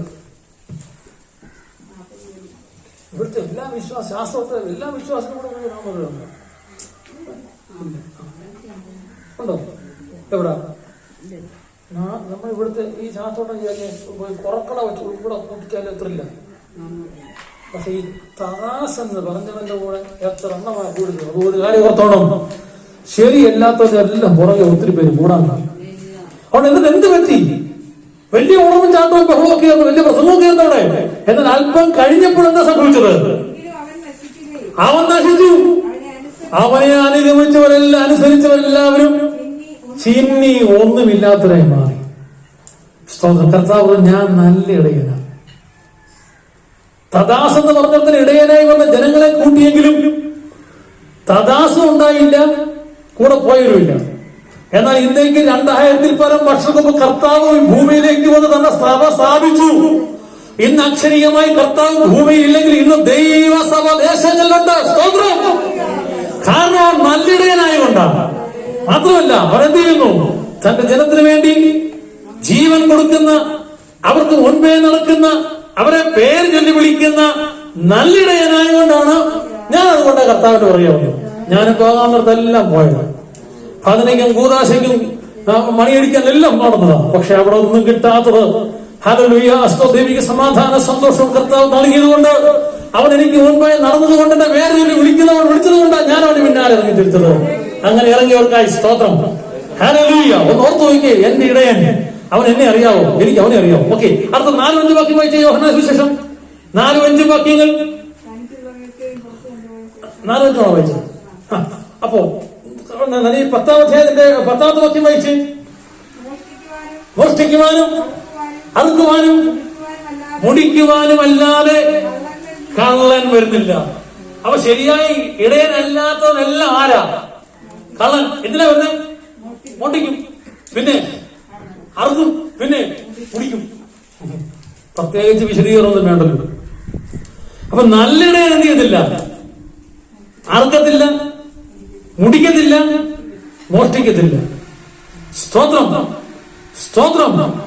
ഹല്ലേലൂയ. ഇനി നല്ലിടയനെ അല്ലാത്തതാ, അത് പറയാൻ ഒരു കണക്കഥ പറയാം. ഇന്ന് അത് പറഞ്ഞ് അവസാനിപ്പിക്കുക. കർത്താവ് വെച്ചാൽ വരും ദിവസങ്ങളിൽ 23-ാം സങ്കീർത്തനം വിൽക്കാൻ പോവാം. സ്തോത്രം. ഹല്ലേലൂയ. കർത്താവ് പറഞ്ഞ ഈ ഇടയനെ, നേരത്തെ പറഞ്ഞല്ലോ ഇടയൻ, ആ ഇടയനെ കുറിച്ച് പറയാൻ 78-ാം സങ്കീർത്തനം 1-2 വാക്യം വായിച്ചു. എന്തുകൊണ്ടാണ് ഒരു കണക്കഥ പറയാൻ പോകുന്നത്? 78-ാം സങ്കീർത്തനം 1-2 വാക്യങ്ങൾ. എന്റെ ജനമേ, സങ്കീർത്തനം, എന്റെ ജനമേ എന്റെ ഉപദേശം ശ്രദ്ധിപ്പീൻ, എന്റെ വായ്മൊഴികൾക്ക് ചെവി തരുവീൻ. ഞാൻ ഉപമ പ്രസ്താവിപ്പാൻ വായ് തുറക്കും, പുരാതന കടങ്കഥകളെ ഞാൻ പറയും. സങ്കീർത്തനക്കാരൻ പറയുകയാണ്, 1 വായിച്ച വാക്യം ഒന്ന് അടിവരയിട്ട് വെക്കണം. എന്റെ ജനമേ കേൾക്കുക, എന്റെ ഉപദേശം ശ്രദ്ധിപ്പീൻ, എന്റെ വായ്മൊഴികൾക്ക് ചെവി തരുവീൻ. ഞാൻ ഉപമ പ്രസ്താവിപ്പാൻ വായ് തുറക്കും, പുരാതന കടങ്കഥകളെ ഞാൻ പറയും. സ്തോത്രം. ഇത് കർത്താവിനെ കുറിച്ച് പ്രവചനാത്മാവിൽ, കർത്താവിന്റെ ശുശ്രൂഷയെ കുറിച്ച് പ്രവചനാത്മാവിൽ സങ്കീർത്തനക്കാരൻ പറഞ്ഞത് കർത്താവ് തന്നെ പറഞ്ഞെന്ന് വായിച്ചേ. മത്തായിയുടെ സുവിശേഷം 13-ാം അധ്യായത്തിന്റെ 34-35 വാക്യം വായിച്ചേ. ഈ പറഞ്ഞ വാക്യങ്ങൾ സങ്കീർത്തനക്കാരൻ കർത്താവിനെ കുറിച്ച് പറഞ്ഞ വാക്യങ്ങൾ അക്ഷരം പ്രതി നടന്നത്. മത്തായിയുടെ സുവിശേഷം, സ്തോത്രം, അതിന്റെ 13-ാം അധ്യായം 34-35 വാക്യങ്ങൾ. സ്തോത്രം. ഇതൊക്കെയും യേശു പുരുഷാരത്തോട് ഉപമകളായി പറഞ്ഞു. ഇനി അടുത്തത് ഒരു കടങ്കഥ പറയാൻ പോവാ ഞാനും. കർത്താവിന്റെ ആലോചന ഒരു ഉപമ പറയാൻ പോവുക. അപ്പൊ ഞാൻ എന്തിനാ ഈ ഉപമയും കടങ്കഥയൊക്കെ പറഞ്ഞത് എന്ന് ചോദിച്ചാൽ ഇത് വചനത്തിനകത്തുള്ളതാണ്. സങ്കീർത്തന കർത്താവ് തന്നെ, യേശു കർത്താവ് തന്നെ പറയുന്നു. ഒന്ന് വായിച്ചേ.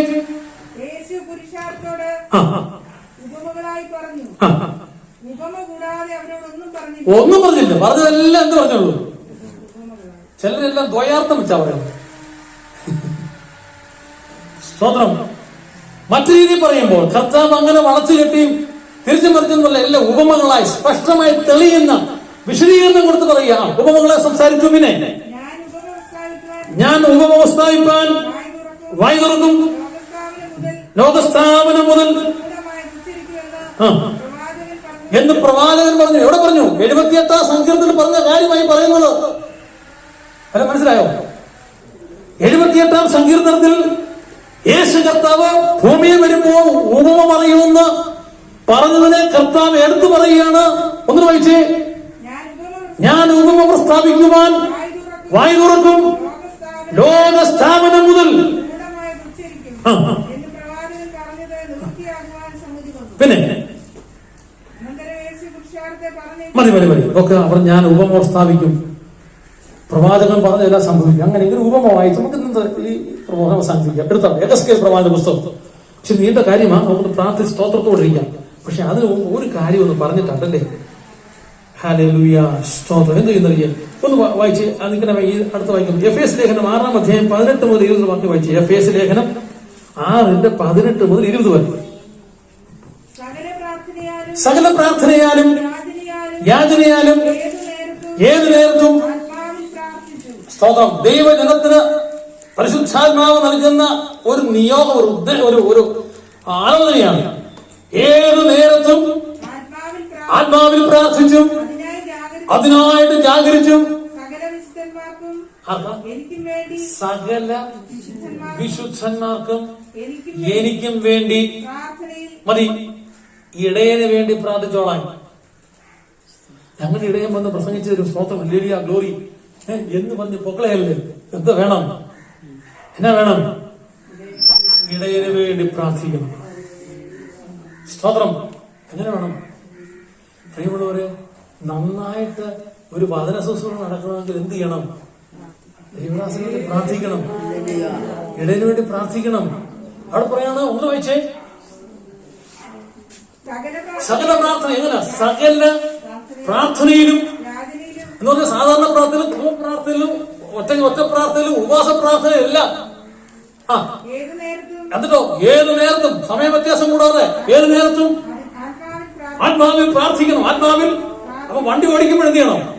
പ്രാർത്ഥിക്കണം. അതിനായി ജാഗരിച്ചും, വണ്ടിക്കകത്തിരിക്കുമ്പോഴും പണിയെടുക്കുമ്പോഴും പ്രാർത്ഥിച്ച് അതിനായി ജാഗരിച്ചും. സകല വിശുദ്ധർക്ക്. ഇപ്പോഴത്തെ ഉപദേശിക്ക് വേണ്ടി മാത്രമല്ല, ഇനി വരാൻ കർത്താവ് ഇനി വരാനുണ്ടെങ്കിൽ ആ പുള്ളിക്കും പോയ പുള്ളിക്കും എല്ലാവർക്കും വേണ്ടി, സകല വിശുദ്ധന്മാർക്കും വേണ്ടി പ്രാർത്ഥിപ്പീൻ. പിന്നെ എനിക്കും വേണ്ടി.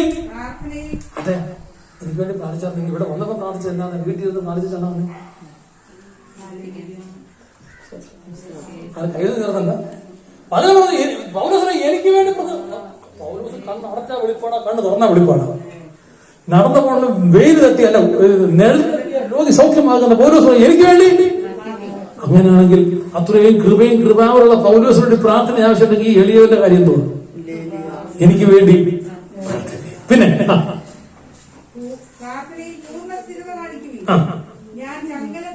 ഞാൻ ചങ്ങല ധരിച്ച് മർമ്മം പ്രാഗൽഭ്യത്തോടെ അറിയിക്കുവാൻ വായ് തുറക്കുമ്പോൾ വചനം നൽകപ്പെടേണ്ടതിന് സംസാരിക്കും വേണ്ടവണ്ണം അതിൽ പ്രാഗൽഭ്യത്തോടെ സംസാരിക്കേണ്ടതിനും പ്രാർത്ഥിക്കുകയും. എങ്ങനെ സംസാരിക്കണം? സംസാരിക്കേണ്ടത് സംസാരിക്കുക, ഇല്ലെങ്കിൽ വായു വരുന്ന ഗോതയ്ക്ക് പാട്ടെന്ന് പറഞ്ഞ പോലെ പ്രസംഗിച്ച് അങ്ങനെ ഇരിക്കും. സ്തോത്രം. ഒരിക്കൽ ഒരാൾ പോയി പ്രസംഗിച്ചെന്ന് പറഞ്ഞത്, നിങ്ങളുടെ എല്ലാ ദൈവങ്ങൾ ജീവനില്ലാത്തതാണ്. ഒരു പട്ടിക്കുട്ടിയെ എടുത്ത് കിണറ്റിയിട്ട് അല്ല കുളത്തിയിട്ട് നോക്കി അത് നീന്തി കയറി വരും. നിങ്ങളുടെ ദൈവത്തെ എടുത്ത് കിട്ടാൻ അത് താഴെ പോകും. അടി മേടിക്കാൻ വേറെ വല്ലതും വേണോ? നമുക്കറിയാൻ സംഗതി ശരിയാണ്. പക്ഷെ പൊതുവിൽ മൈക്ക് കിട്ടിയും പറയാണ്, നിങ്ങളുടെ വീട്ടിലിരിക്കുന്ന ഒരു പ്രതിഷ്ഠ ഇങ്ങോട്ട് തന്നെ പറഞ്ഞാൽ കാര്യം കാണിച്ചിട്ട് എന്താ ഇവിടെ പട്ടി പറ്റി കിടപ്പുണ്ട്, അതിന്റെ കുട്ടിയെടുത്ത് പുറത്തിട്ട് അത് നീതി കയറി വരും. നിങ്ങൾ ഈ പൂജിക്കുന്ന ആഹാരം ഇട്ട് സാധനം എന്ത് ചെയ്യത്തില്ല, പൊങ്ങി വരത്തില്ല, അടി 100 അടിയാലും. അതിനാ പറഞ്ഞത് എന്നാ പ്രാർത്ഥിക്കണം, കർത്താവെ ഞങ്ങൾ ഉപദേശിച്ച് പ്രസംഗിക്കുമ്പം ആവശ്യമില്ലാത്തൊന്നും വിളിച്ചു പറയാൻ ഇടയാകല്ലേ. സ്തോത്രം. മനസ്സിലാകുന്നുണ്ടോ? വേണ്ടുന്നത് പോലെ വേണ്ടുന്നത് മാത്രം പ്രസംഗിപ്പാൻ. ഹല്ലേലൂയ. ഇങ്ങനെ പ്രാർത്ഥിക്കരുത്, ഞങ്ങൾക്ക് പറ്റിയതും പറ്റിച്ചും തന്നെ പറഞ്ഞത്. അപ്പൊ ഞങ്ങൾക്ക് മാത്രം പറ്റിച്ചതല്ല, ദൈവഹിതമായ ഒന്ന് വായിച്ച വാക്യം അടിവരയിടേ. സ്തോത്രം. സുവിശേഷത്തിന്റെ മരണം പ്രാഗൽഭ്യത്തോടെ, ഭയത്തോടും അതിന്റെ ഉഴപ്പില്ല, പ്രാഗൽഭ്യത്തോടെ അറിയിക്കുവാൻ എന്റെ വായ് തുറക്കുമ്പോ എനിക്ക് വചനം തരണം. പ്രിയമുള്ളവരെ, ഒന്നുകൂടെ പറഞ്ഞാൽ, ഇന്നലെ രാത്രി ഇരുന്ന് ഞാന് ഈ ഒരു ചെറിയ റൗണ്ട് എഴുതി വെച്ചാൽ എഴുതുന്നല്ല ഒഴിക്കുന്നേ ഉള്ളൂ. അല്ലാത്തടത്തോളം കുറച്ച് കയറി പോയി. കർത്താവ് നൽകുന്ന വചനമാ പറയേണ്ടത്. അത് കർത്താവ് തരണം. ബുദ്ധിയിലല്ല, എന്റെ ചിന്തയിൽ, എന്റെ അറിവിലല്ല. ഹല്ലേലൂയ. സ്തോത്രം. ദൈവത്തിന്റെ പരിശുദ്ധാത്മാവ് തന്നുവെങ്കിൽ മാത്രമേ നിങ്ങളുടെ ഹൃദയത്തിനകത്തെ നീറ്റിലുമാകത്തുള്ളൂ. സ്തോത്രം. ഭാരത്തോട് പ്രയാസപ്പെട്ടിരിക്കുന്ന, ആവശ്യങ്ങളിരിക്കുന്ന നിങ്ങളുടെ ആവശ്യം പറഞ്ഞ് കർത്താവ് സംസാരിക്കണം. ഞാൻ സ്കൂളിൽ പഠിച്ചതോ അവിടെ കിട്ടുന്നോ അല്ലാതെ പ്രസംഗം ചെയ്യുമ്പോൾ ടേപ്പ് ചെയ്തുകൊണ്ടോ ഒന്നും പ്രസംഗിച്ചിട്ട് കാര്യമില്ല. മറിച്ച് ഇതിനകത്തിരിക്കുന്ന നിങ്ങളുടെ ഓരോരുത്തരുടെയും ഹൃദയ നിലവാരവും ആവശ്യങ്ങളും പറഞ്ഞ് കർത്താവ് ഇടപെടണമെങ്കിൽ ദൈവദാസൻ പറയാണ്, ഞാൻ വായ തുറക്കുമ്പോൾ വേണ്ടുന്നപോലെ പ്രസംഗിക്കാൻ, വചനം പറയാൻ നിങ്ങൾ എനിക്ക് വേണ്ടി പ്രാർത്ഥിപ്പീൻ. സ്തോത്രം. അതുകൊണ്ട് പ്രാർത്ഥിച്ചോണം, കർത്താവേ ഞങ്ങളുടെ മാസം നിന്റെ നല്ലപോലെ തരാൻ നീ ഞങ്ങൾക്ക് അദ്ദേഹത്തിന് കൃപ കൊടുക്കണമേ എന്ന് പ്രാർത്ഥിക്കണം. തീർന്നില്ല. സ്തോത്രം. മറ്റൊരു വാക്യം വായിച്ച്, കൊലോസ്യർ 4-2-3 വാക്യം വായിച്ച് പെടുന്നു. കൊലോസ്യർ പ്രാർത്ഥനയിൽ ഉദ്ധരിപ്പീൻ, സ്തോത്രത്തോടെ അത് ജാഗരിപ്പീൻ. ക്രിസ്തുവിന്റെ മർമ്മം രഹസ്യമാണത്. ഈ മർമ്മം മറന്നിരിക്കുന്ന കാര്യം പ്രസംഗിക്കുവാൻ ഒത്തിരി പേർക്ക് മറന്നിരിക്കുക. അതുകൊണ്ടാണ് ഇന്ന് രാവിലെ ചിലർക്കെല്ലാം കൂറാശയും കുർബാനയൊക്കെ നടത്തിയത്. മണിയടിച്ചു, മറുഭാഷാണത് കിലുക്കി, ധൂവക്കുറ്റി വീശി, കാപ്പാ ധരിച്ചു, പല പരിപാടികളും ചെയ്യുന്നത് യഥാർത്ഥമായി ദൈവത്തിന്റെ മർമ്മം മനസ്സിലാകാത്തതുകൊണ്ടാണ്. അങ്ങനെയാണെങ്കിൽ സ്തോത്രം, സ്തോത്രം കർത്താവേ, സ്തോത്രം 1000 എന്ന് പറയത്തില്ല. മറിച്ച് ഹൃദയത്തിൽ നിറഞ്ഞ സന്തോഷത്തോടെ ദൈവത്തെ മഹത്വപ്പെടുത്തും. സ്തോത്രം. ഈ മറന്നിരിക്കുന്ന കാര്യം മരിച്ചവർക്ക് വേണ്ടി പ്രാർത്ഥിക്കരുത്, മരിച്ചവർക്ക് വേണ്ടി പ്രാർത്ഥിക്കരുത്, മരിച്ചവരോട് പ്രാർത്ഥിക്കരുത്. മരണം അവരറിഞ്ഞിരുന്നുവെങ്കിൽ കർത്താവിന്റെ അമ്മയായിരുന്ന മറിയയോട്, അത് പിന്നെ 3-4 പ്രസവിച്ചെങ്കിൽ അത് സമ്മതിക്കലവര്, അവരോട് പ്രാർത്ഥിക്കുമോ? തോമാസ് ശ്രീഹായോട് പ്രാർത്ഥിക്കുമോ? ഗീവർഗീസ് പുണ്യവാനോട് പ്രാർത്ഥിക്കുമോ? ഹല്ലേലൂയ. സ്തോത്രം. മറ്റു പലരോട് പ്രാർത്ഥിക്കുമോ? ഇന്നലെ രാത്രിയിലെ നിങ്ങൾ പക്ഷേ വാട്സപ്പ് ചിലർ കണ്ടു കാണാൻ, ഫേസ്ബുക്കിൽ കിടപ്പുണ്ട്. തിരുവനന്തപുരത്തെ അനന്തപത്മനാഭ ക്ഷേത്രത്തിന്റെ ഒരറ്റം കാസർഗോഡ് കിടക്കുന്നു. ആ കാസർഗോഡ് അമ്പലത്തിനകത്ത് ശ്രീകോവിലിനകത്ത് അവിടുത്തെ അമ്പലത്തിനകത്ത് ശ്രീകോവിലിന്റെ വഴിയിൽ ഒരു മുതല വന്നു. അതിന് പേരുണ്ട്. ആ മുതല അവിടുത്തെ ദൈവത്തിന്റെ പ്രതിഷ്ഠയാണ്. പണ്ട് ബ്രിട്ടീഷുകാർ വാസ്കോഡിഗാമ പാർട്ടികൾ വന്ന് പാരാട്ടിൽ നിന്ന് ഒരു മുതലയെ വെടിവെച്ച് കൊന്നു. അത് കഴിഞ്ഞപ്പോൾ പൊടുന്നതിന് ഒരു വലിയ മുതല വന്നു. ആ മുതല അതിനുശേഷം വന്നൊരു മുതല അതിപ്പോഴും ഉണ്ട്. അവിടുത്തെ പഴച്ചോറും പഴവും അതുമൊക്കെ കഴിച്ച് ജീവിക്കുക. ആരെ ഉപദ്രവിക്കുന്ന സസ്യാഹാരമാണ്. സാധാരണ അത് ഈ നടയൊക്കെ അടച്ചു പോകുമ്പോൾ വന്ന് കയറും. നട തുറക്കുമ്പോൾ ഇറങ്ങി പോകുന്നതാണ്. ഇപ്രാവശ്യം ഇന്നലെ കഴിഞ്ഞാന്ന് അവിടുത്തെ പൂജാരി ചെയ്തപ്പോഴത്തേക്ക് ഇത് നെടുനെടു ഇവിടെ കിടക്കുന്ന പുള്ളി എന്നെ തോന്നുകൊണ്ടിരിക്കുന്നു. അതിന്റെ പടം ലോകത്ത് മുഴുവൻ കാണിച്ചിട്ടുണ്ട്. ആരാ? ആ ദേവന്റെ ആ അമ്പലത്തിലെ പ്രതിഷ്ഠ ആരായിട്ട് കാണില്ല മുതലേ പറഞ്ഞാൽ നമുക്ക് അടി ഉറപ്പാണ്. എന്നാൽ ക്രിസ്തുവിന്റെ മർമ്മം കാൽവരിയിൽ കർത്താവ് മരിച്ചുവെന്നും മാനവജാത പാപത്തിന് വേണ്ടി യേശു മരിച്ചുവെന്ന് ആ വലിയ മർമ്മം ആ ഭാഗത്ത് അറിഞ്ഞിരുന്നെങ്കിൽ അതിന്റെ മുമ്പിൽ ആ മനുഷ്യൻ കൈയും കൂപ്പി നിൽക്കുവോ? സ്തോത്രം. ഇതിനു മുമ്പ് നമ്മൾ പലയിടത്തും കൈകൂപ്പി നിന്നതല്ലേ, പലയിടത്തും വിട്ടുകുത്തിയതല്ലേ, ഉരുണ്ടതല്ലേ. അവിടുന്ന് മാറുവാൻ കാര്യമെന്താണ്? ക്രിസ്തു എന്ന മർമ്മം. കർത്താവ് മറിഞ്ഞിരുന്ന അവന്റെ രക്ഷണ്യ പ്രവൃത്തി കാലാകാലങ്ങളായി നമ്മുടെ ജീവിതത്തിൽ വെളിപ്പെട്ട് വന്നതുകൊണ്ട്, മോനെ രക്ഷിക്കപ്പെട്ടതുകൊണ്ട്, യേശുവിനെ രക്ഷാവ് കർത്താവ് സ്വീകരിച്ചത് കൊണ്ടാണ്. ഹല്ലേലൂയ. അവിടെ പറയാണ് ഈ മർമ്മം ഞാൻ കൊലസ്നേഹനം ക്രിസ്തുവിന്റെ മർമ്മം പ്രസ്താവിക്കുവാൻ വചനത്തിന്റെ വാതിൽ തുറന്നു തരുവാൻ ഞാൻ സംസാരിക്കാം. അവിടെ ഞാൻ സംസാരിക്കേണ്ടുമെന്നും അതിനെ വെളിപ്പെടുത്തുകയും ചെയ്യേണ്ടതിന് ഞങ്ങൾക്ക് വേണ്ടി പ്രാർത്ഥിക്കും. അപ്പോഴേ സഭായോഗത്തിന് വരുമ്പോഴും വന്നിട്ടല്ല, സഭായോഗത്തിന്റെ പ്രാർത്ഥനയ്ക്കല്ല, നേരത്തെ പ്രാർത്ഥിക്കണം. അല്ലാത്തപ്പോഴും എല്ലാ ദിവസങ്ങളും പ്രാർത്ഥിക്കണം. ഒന്നുകൂടെ പറഞ്ഞ സ്തോത്രം സ്തോത്രം സ്തോത്രം സ്തോത്രം സ്തോത്രം.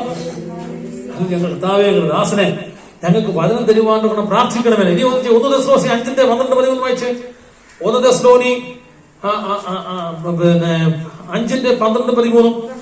സഹോദരന്മാരെ, നിങ്ങളുടെ ഇടയിൽ അധ്വാനിക്കുകയും കർത്താവിൽ നിങ്ങളെ ഭരിക്കുകയും പ്രബോധിപ്പിക്കുകയും ചെയ്യുന്നവരെ അറിഞ്ഞ് അവരുടെ വേല നിമിത്തം ആരെയാ ഉപദേശിമാരെ എങ്ങനെ കാണണമെന്ന എന്തൊക്കെയാ പറഞ്ഞ? നിങ്ങൾ എന്ത് കൊടുക്കുന്ന പറഞ്ഞേ? ആർക്കും ഇഷ്ടമുണ്ടോ? നമ്മുടെ നാട്ടിൽ ഈ ദിവസങ്ങൾ കേൾക്കുന്നതാണ് ഇതുപോലെ കേരള മക്കൾ. അത് കോൺഗ്രസ് ഭരിച്ചാലും പറയും, കമ്മ്യൂണിസ്റ്റ് ഭരിച്ചാലും പറയും. സ്തോത്രം. അങ്ങനെയെങ്കിൽ ഉപദേശിമാർ എന്ത് ചെയ്യുക? ഭരിക്കുക. അതുകൊണ്ടാണ് ചില നിയമങ്ങളൊക്കെ പറഞ്ഞ് നമുക്ക് പ്രയാസം വരുന്നത്. ഭരണത്തിന് കീഴിലാണ് നമ്മൾ. ഓക്കെ, നിങ്ങളെ ഭരിക്കുകയും പ്രബോധിപ്പിക്കുകയും ചെയ്യുന്നവരെ അറിഞ്ഞ്. അപ്പൊ ചെയ്യുന്നവരെന്ത് ചെയ്യണം? അറിയണം. സ്തോത്രം സ്തോത്രം സ്തോത്രം. ഹല്ലേലൂയ.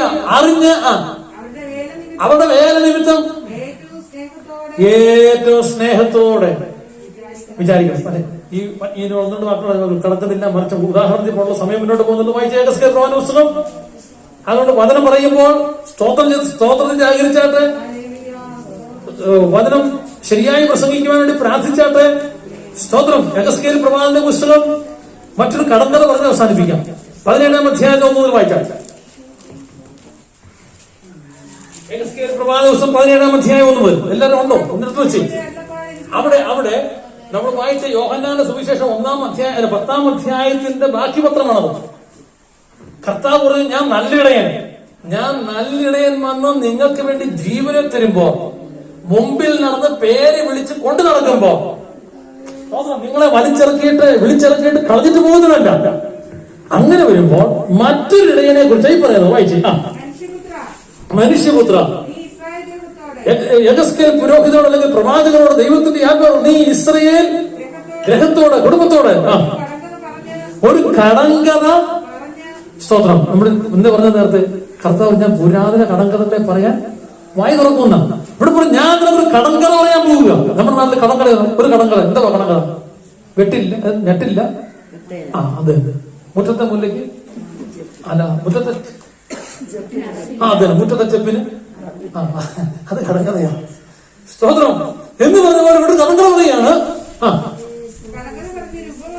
കടങ്കഥ പറഞ്ഞൊരു ഉപമ പ്രസ്താവിക്കണം. കാരണം കാര്യം മനസ്സിലാക്കാൻ വേണ്ടി ഒന്നുകൂടെ. പിന്നെ അടുത്തത്, വലിയ ചിറകും നീണ്ട തൂവലും പല നിറമായ പപ്പും നിറഞ്ഞതുമായ ഒരു വലിയ കഴുകൻ. ഒരു കടങ്കഥ പറയാണ്, ഒരു ഉപമ പറയാണ്. എന്തുണ്ടാ ഈ കഴുകന്റെ പ്രത്യേകത എന്താ? വലിയ ചിറക്.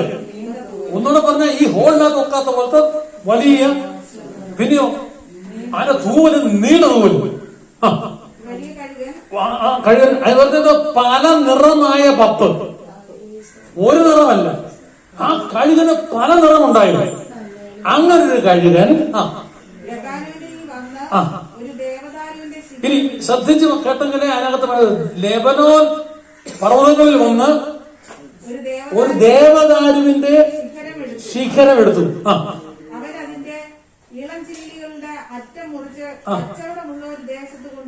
ഈ മലമണ്ടയ്ക്ക് നിന്ന് ലെബനോന്റെ അവിടെ നിന്ന് ദേവദാരുവിന്റെ ഒരു ചില്ല കൊത്തിയെടുത്ത് കച്ചവടമുള്ള ദേശത്ത് കൊണ്ടുവന്ന് നട്ടു. ആരാ? കഴുകനാ. നട്ടു. പിന്നെ അവൻ ദേശത്തിലെ തൈകളിൽ ഒന്ന് ഒരു വിളനിലത്ത് നട്ടു. പിന്നെ അവൻ അതിനെ വളരെ വെള്ളത്തിനരികെ കൊണ്ടുവന്ന് അലരി വൃക്ഷം പോലെ നട്ടു. കേട്ടോ, ഇതിനെല്ലാം പിന്നെ അങ്ങ് മാറി മാറി വരിക. തന്നെയല്ല ദാവീദ് പറഞ്ഞ പോലെ നല്ല വെള്ളത്തിനരികത്തേക്ക് നടത്തുന്നു പറഞ്ഞ പോലെ വളരെ വെള്ളമുള്ളിടത്ത് കേട്ടോ നട്ടിരിക്കുന്നത്. പിന്നെ അത് വളർന്ന് പൊക്കം കുറഞ്ഞ് പടരുന്ന മുന്തിരി വള്ളിയായി. എന്താ അവിടെ നിന്ന് എടുത്തത്? ദേവദാരുവിന്റെ. ഇവിടെ കൂടെ നട്ടതെന്താ? ഇപ്പം സംഗതി ഫലത്തെ വന്നപ്പോ എന്തുവായി? മുന്തിരി വള്ളിയായി. സ്തോത്രം. അല്ല മനസ്സിലാക്കുന്നു? എന്നെ നിന്നെ വെട്ടിയെടുത്തത് മുന്തിരിവള്ളി നൽകി കൊണ്ടുവന്നത്. അതുകൊണ്ട് നമ്മളാരും നൂനം കെട്ടി വന്നവരല്ല. സ്തോത്രം. ദോഷികളും പാപികളുമായിരുന്ന നമ്മെ നാം ആയിരുന്ന വനമേഖലയിൽ നിന്ന്, ആയിരുന്ന മണ്ഡലങ്ങളിൽ നിന്ന്, ആയിരുന്ന അടുക്ക് ജാലിൽ നിന്ന് ഏതൊരു അനുഭവത്തിലായിരുന്നുവോ അവിടെ നിന്ന് ഒടിച്ചു കൊണ്ടുവന്ന കച്ചവടമുള്ള വളരെ ജനസാന്ദ്രതയുള്ള ഒരു സ്ഥലത്ത് അലരി വൃക്ഷം പോലെ നട്ടു. സ്തോത്രം. അങ്ങനെ നട്ടത് എന്തായി മാറി? മുന്തിരിവള്ളിയായി മാറി. ഹല്ലേലൂയ. ദൈവമേ, അതാണ് വ്യത്യാസം.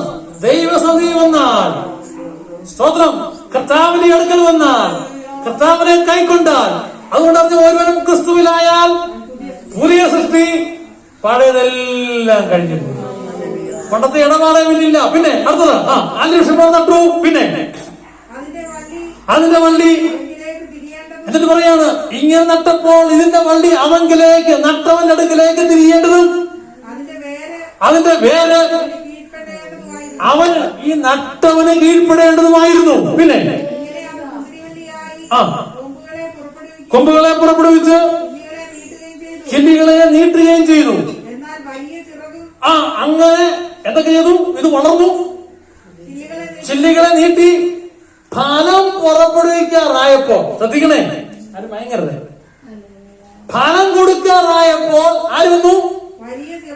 ശ്രദ്ധിക്കണം, വലിയ ചിറകും വളരെ പപ്പുമുള്ള ഇപ്പൊ എത്ര കഴുകുന്നുണ്ട്? 2 കഴുകൻ. ഇപ്പം വന്ന കഴുകന്റെ പ്രത്യേകത കേട്ടോ, എന്തൊക്കെയുണ്ട്? ചിറക് വരുന്നുണ്ട്, പിന്നെ ഒത്തിരി പപ്പുമുണ്ട്. പക്ഷെ ആദ്യം പറഞ്ഞ കഴുകനോ നീളമുള്ള തൂവല്, വലിയ ചിറക്, പല നിറമായ പപ്പ്. സ്തോത്രം. അത് കണ്ടിട്ടാണ് ശൂലേമി പറഞ്ഞത്, എന്റെ പ്രിയനോ വെണ്മയും ചുവപ്പുള്ളവൻ 10,000 സ്തോത്രം. എന്നാൽ പുതിയതായി വന്ന കഴുകൻ ഇതൊന്നും പറയാനില്ല. പിന്നെ കാഴ്ചയിലായ ഈ ചങ്ങാതികാരാ, വലിയ പുള്ളിയാ, ചിറകുകൊണ്ട് പപ്പും ഒക്കെ ഉണ്ട്. സ്തോത്രം. ഈ കഴുകൻ ഇപ്പൊ ലാൻഡ് ചെയ്തു. ആദ്യത്തെ കഴുകനാണ് ഈ കണ്ട വാടെല്ലാം പെട്ടെന്ന് ചെയ്തത്. അവിടുന്ന് വലിച്ചോടിച്ചുകൊണ്ടൊന്ന് താഴെ നട്ട് വളർത്തി, വെള്ളം കൊടുത്ത് വളർത്തി ഒരു പരുവത്തിലാക്കിയപ്പോഴത്തേക്ക് അടുത്ത പുള്ളി രംഗത്ത് വന്ന് സത്യ. സ്തോത്രം. എന്നിട്ടോ ഈ പുള്ളി വന്നപ്പോൾ എന്ത് ചെയ്തു?